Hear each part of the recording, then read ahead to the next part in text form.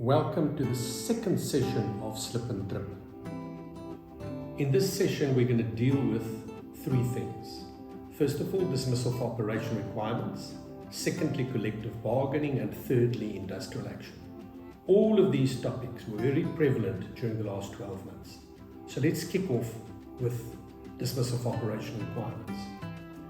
During this time period, the courts had the opportunity to look at the calculation of severance pay, whether you take into account a shift allowance, had the opportunity to look at reasons for dismissal of operation requirements, and specifically the Unemployment Insurance Act. So I'm sure many of you have been in a scenario where you've issued your Section 189 notice, the parties then reach an agreement and the employee says, well, to get my benefits, I still want to say on my UIF form that I was retrenched. What happens to the employer? Is this fraud?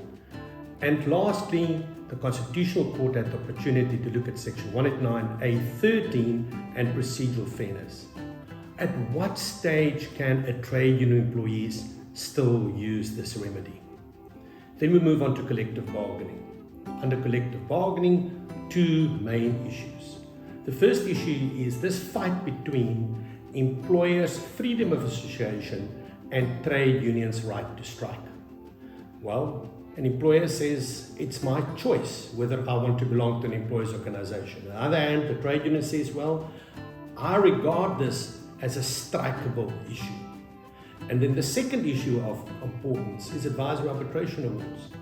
In the past, employers could get interdicts to prevent strikes from happening when the advisory arbitration award was absent.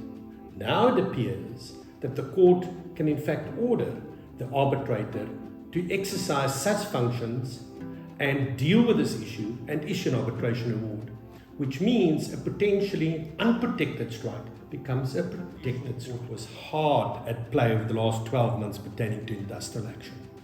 Two major decisions came out that will affect employers, trade unions, employers' organizations, federations.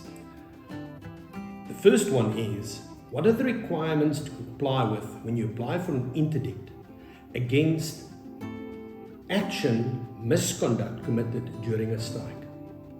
The Constitutional Court says there has to be a link established between the individuals that you want to be interdicted and the misconduct. The Labour Appeal Court said that's a bridge too far. And secondly, secondary strike received huge attention by the Constitutional Court. So the effect on the business of the primary employer, the effect on the business of the secondary employer, and the proportionality test were unpacked and analyzed. We'll go down this route with you. See you there.